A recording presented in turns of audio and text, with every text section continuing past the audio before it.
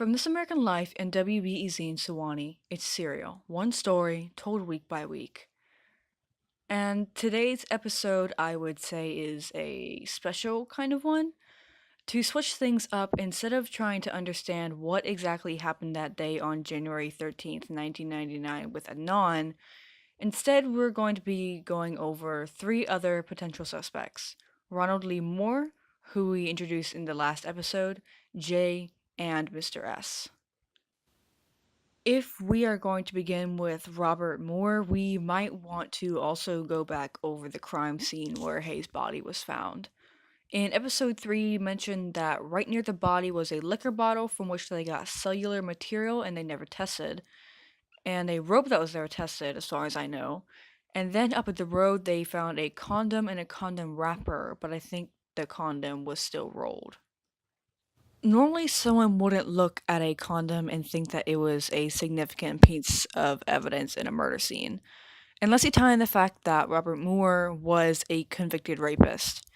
And he also murders a Korean woman named Annalise Hyung-suk Lee, who we brought up in episode 12, and I said that I believe she was also Korean. She was 27 when she was killed, strangled in her apartment in Owings Mills.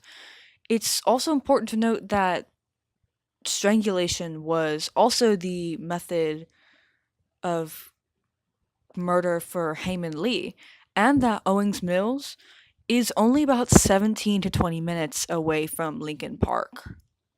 Now, sure, you may be thinking, okay, so we have another woman who was also Korean, murdered the same way, and within the same relative location of Heyman Lee, but it doesn't necessarily mean that he could do it or had the time frame to do it.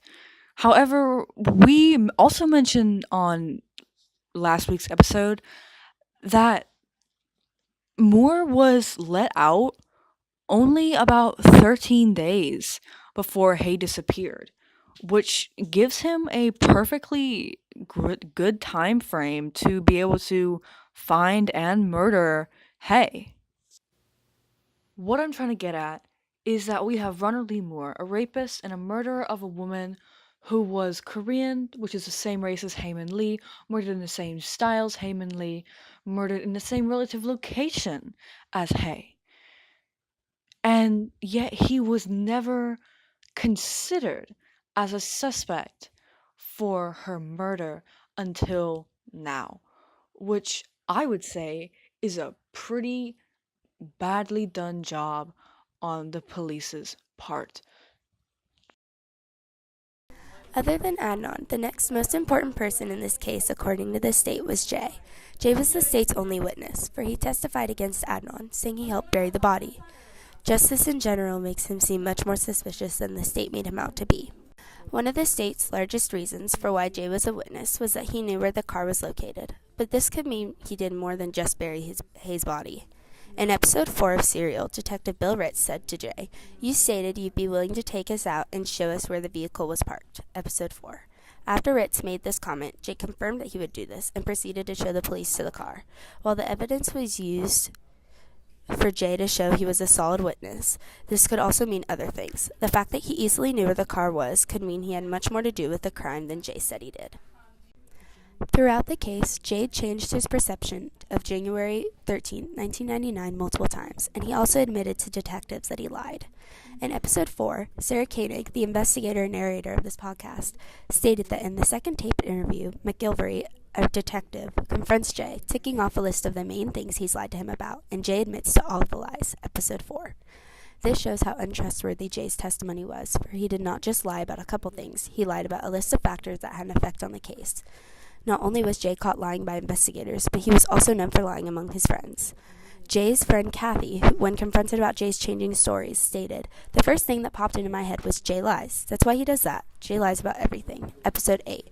Jay's lying personality was not just perceived, it was proven by those who knew him personally. Jay lying frequently could also show that he was quite good at it, and he was also good at manipulating others too, for lying and manipulation typically go hand in hand. The state could have noticed this and used Jay to help them prove their case, for they could have the idea that Jay could have manipulated the jury into believing his testimony. It is clearly shown in the podcast that there was some things slightly off about Jay's personality. In episode 8, Chris, one of Jay's high school friends, gave some information about Jay that was quite alarming. Chris said that one time Jay threatened to stab him, for Jay told him, "Yo, I'm not going to stab you deep, but you've never been stabbed before. You need to know what it's like." Episode 8. It is not typical for one of your friends to tell you they're going to stab you just because you've never felt the feeling before. This evidence seems quite suspicious, showing the darker side of Jay's personality that the state never showed. He is capable of stabbing a close friend of his. Jay could have probably strangled a student that he went to school with that he didn't know. One of the final pieces of evidence against Jay is that he admitted to being associated with the crime. During episode 8, a detective asked Jay why he lied in the first place, and he tells him that he was associated and he was scared. Jay denied murdering Hay, but knowing he was a suspect, he probably realized that admitting to part of it could make the police relax and believe he was more trustworthy. This also allowed Jay to be a witness against Adnan in the case, for his believed part was nowhere near as serious as Adnan's. Admitting to helping with the crime could also help Jay be used as a witness for the state and also allow him to have many of his charges dropped. I'm Makenzy Coarsey reporting our last suspect of this case, the one who discovered Hay's body in Lincoln Park, Mr. S. Now, what you need to know about Mr. S is that he has a previous criminal record of something that comes off as a little odd. Mr. S was in fact a streaker. Lincoln Park is an enormous park in West Baltimore that is known for its dead bodies. Mr. S claims he had never been to Lincoln Park before. A quote from Mr. S explains, "I grabbed a beer out of my refrigerator. I was drinking it on my way back to the school where I work at, and I had to go to the bathroom. So I pulled over and I went further into the woods so nobody would see me urinate. And then I discovered what looked like a body." Episode 3. So Mr. S explains that the reason he stopped at the park on his way to work was that he drank a 22-ounce beer that made him have to use the bathroom. But what is particularly suspicious about this is that Mr. S.'s house and work are not a far drive from Lincoln Park. They are only a few miles away. Would he really have to stop at a park, or couldn't he just wait an extra minute until he arrives at work? Also, Mr. S said he had stumbled across Hay's body on his way into the woods. He said he had looked down and saw something that looked like hair. Then he looked down again and saw what appeared to be a foot. Sarah Koenig further investigates. What they are trying to get at is, did you really just stumble on this body, or were you looking for this body because you already knew where it was? That is a reasonable question because Hay's body wasn't just hard to spot, it was nearly impossible to spot. Episode 3. Hay's body was almost completely covered by a fallen tree, making it very difficult to see and especially difficult to just stumble upon. The body was also 127 feet back into the woods, so Mr. S would have had to taken a far walk back just to quickly take a leak and go. His path that he took didn't directly lead him to the log, so why would he end up there? And wouldn't he have naturally avoided stepping over a 40-foot-long tree trunk? All of these acts of unusual behavior lead us to our suspicions about Mr. S. Additionally, there were 3 items found near Hay's body: a liquor bottle, a rope, and an unused condom in its wrapper. When Mr. S reported Hay's death, he was indeed drunk, and this ties with the liquor bottle found. Mr. S claims he never drank the type of liquor of the bottle that was found, however, and these items were never known to be tested for DNA.